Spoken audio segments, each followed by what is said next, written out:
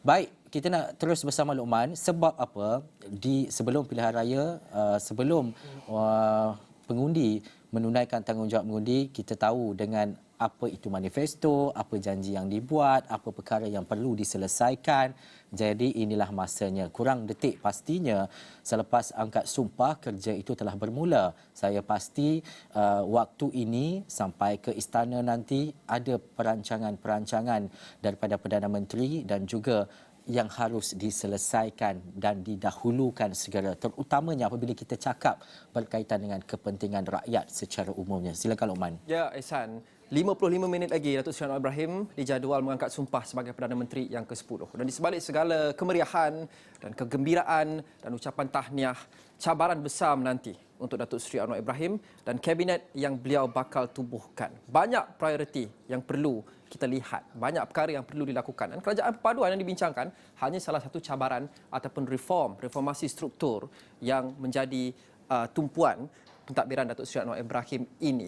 Untuk kita faham dengan apa yang kita boleh jangka daripada kerajaan ini, apa keutamaan mereka dan apa yang perlu menjadi isu yang mereka titik beratkan bergerak ke hadapan, kita perlu faham komposisi yang dijangka berada dalam kerajaan ini. Kita masih lagi belum dapat pengesahan 100%, tapi berdasarkan apa yang kita sudah baca dan lihat sejak hari ini dan juga beberapa hari lepas berkenaan dengan parti-parti dan juga ahli parlimen yang melontarkan sokongan untuk mencukupkan 112 kerusi, kita boleh membuat andaian selamat bahawa inilah komposisinya. PH sudah tentu, kemudian disokong oleh 30 ahli parlimen Barisan Nasional, kemudian GPS juga mengikut kenyataan mereka untuk akur dan mengikuti saranan Seri Paduka Baginda Yang di-Pertuan Agong yang kemudiannya diikuti oleh GRS di negeri sebelah dan sudah tentu warisan yang memberikan sokongan 144.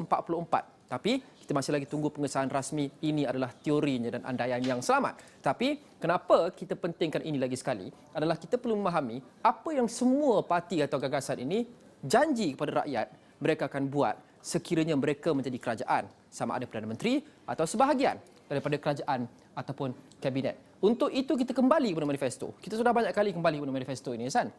Tapi ini penting kerana inilah tawarannya. Bukan sahaja tawaran untuk menjemput atau memikat pengundi pada pilihan raya umum, tapi ini menjadi outline kepada dasar negara untuk 5 tahun akan datang. Kita mulakan dengan Pakatan Harapan selaku blok terbesar dan paling dominan dalam kerajaan yang bakal ditubuhkan ini, sekurang-kurangnya dari segi ahli parlimennya.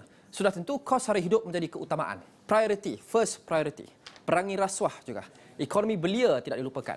Dan Pakatan Harapan juga memastikan tidak ada isu-isu generasi tercicir dan kelompok-kelompok seperti pelajar sekolah yang banyak tercicir selepas 2 tahun lebih kita berdepan dengan COVID-19, PDPR, penggal persekolahan diubah semula dan sebagainya. Kemudian ketahanan bencana dan juga mantapkan pelindungan. Dan tidak dilupakan isu-isu baru yang agak baru seperti climate change, perubahan iklim, khazanah alam, tingkatkan daya saing. Dan ini juga penting kerana pertumbuhan perlu saksama dan perlu berlaku untuk semua.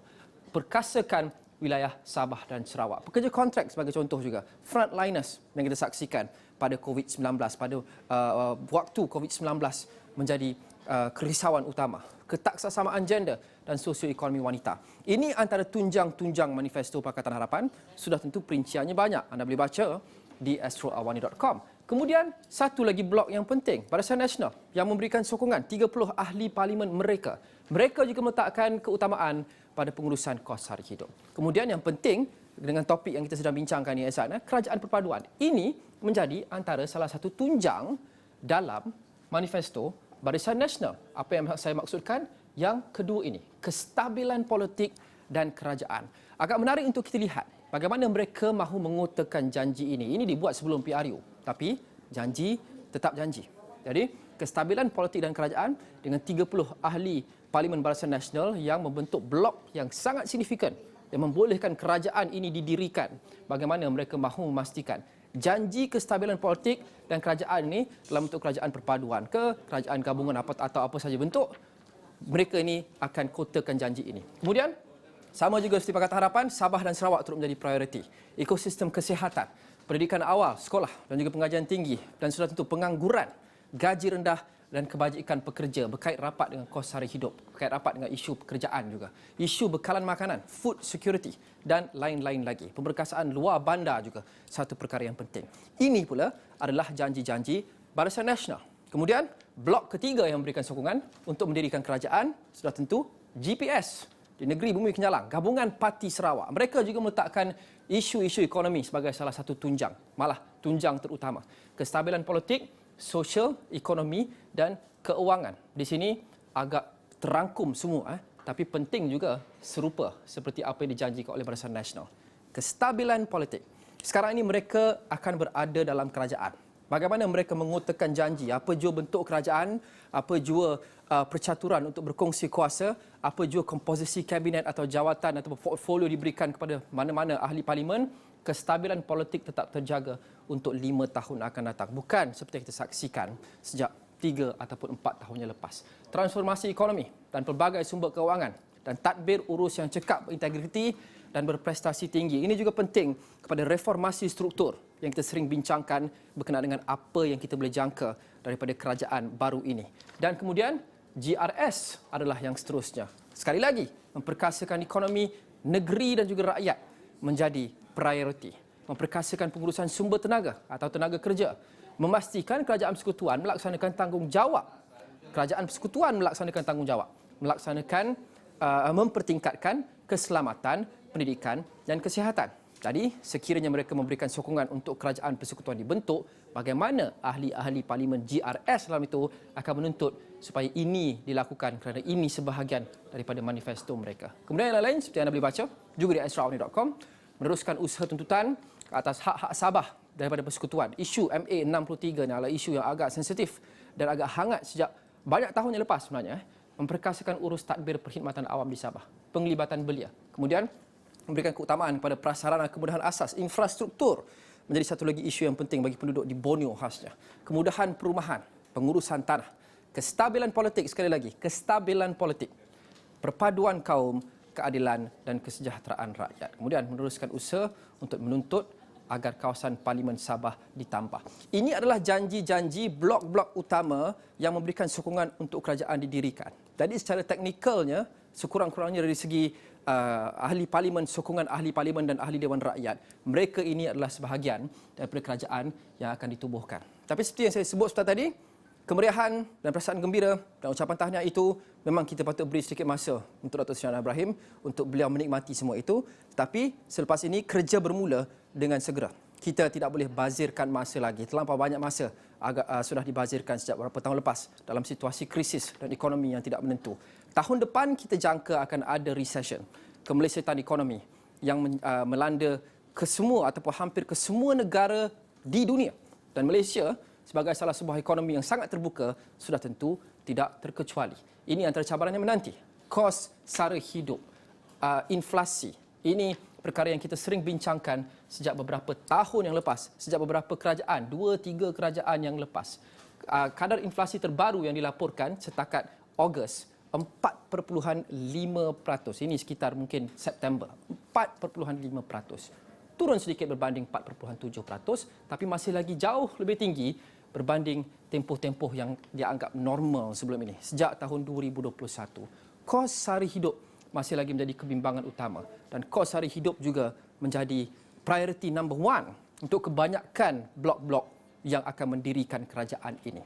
Jadi, penting untuk kita mendalami sedikit sebanyak pemikiran Perdana Menteri ke-10 ini, world view beliau untuk melihat bagaimana mungkin kerangka dan rancangan beliau untuk mengatasi isu-isu ini, untuk menggembeling tenaga daripada semua parti untuk membawa Malaysia ke hadapan selepas episod PRU yang agak divisive sejak beberapa hari yang lepas. Untuk kita memberikan sedikit preview. Kalau dapat saya bawa dan saya mencelah di sini Lokman, kalau Lokman dah boleh narratekan juga visual dari Istana Negara ataupun di pintu 2 Istana Negara, Ehsan daripada TVS, kalau dapat kita paparkan suasana di pintu 2 Istana Negara, kemasukan jemput tetamu-tetamu dan jemputan untuk istiadat dan akad sumpah pada petang ini, dan difahamkan melalui visual yang dikongsikan bersama dengan TVS dan juga beberapa rakan wartawan di lokasi juga menyaksikan bahawa sekumpulan penyokong Pakatan Harapan juga berkumpul berkumpul dan juga meraihkan perkara ini.